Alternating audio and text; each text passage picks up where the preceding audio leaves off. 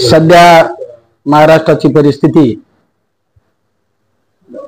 अतिशय शेतकऱ्याच्या बाबतीत अडचणीची आहे आणि जेव्हा आपला शेतकरी राजा दुःखी असतो त्यावेळेस फार मोठ्या प्रमाणात दिवाळी किंवा साजरी करायची नसते। परंपरा म्हणून आपण प्रत्येक जण घरात ज्या काही पद्धतीने करतो ती करत असताना समाजातील सर्व घटकातील गोरगरीब त्या लोकांची सुद्धा दिवाळी शेतकऱ्याबरोबर अतिशय अडचणीत होत आहे।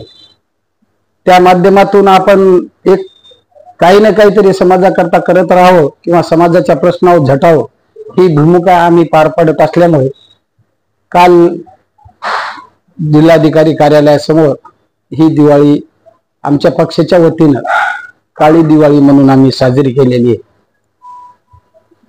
आणि त्या दिवाळीच्या माध्यमातून लोकांवर जे काही समस्या निर्माण झाल्यात, लोकांकडे पुढे जे प्रश्न निर्माण झाले ते प्रश्न लवकरात लवकर सुटावेत, शेतकऱ्यांना अनुदान मिळावं आणि त्यांची सुद्धा दिवाळी अतिशय चांगल्या प्रकारची व्हावी अशी अपेक्षा आम्ही सर्व काँग्रेस जणांची होती। आम्ही त्या पद्धतीने कालचं आंदोलन केलं आणि आज लक्ष्मीपूजन असल्यामुळे लक्ष्मी पूजनाच्या निमित्तानं आणि 9 वर्षाच्या निमित्तानं परभणी शहरातील सर्व जनतेला आम्ही व आमच्या सर्व सहकार्याच्या वतीनं दिवाळीच्या शुभेच्छा देतो।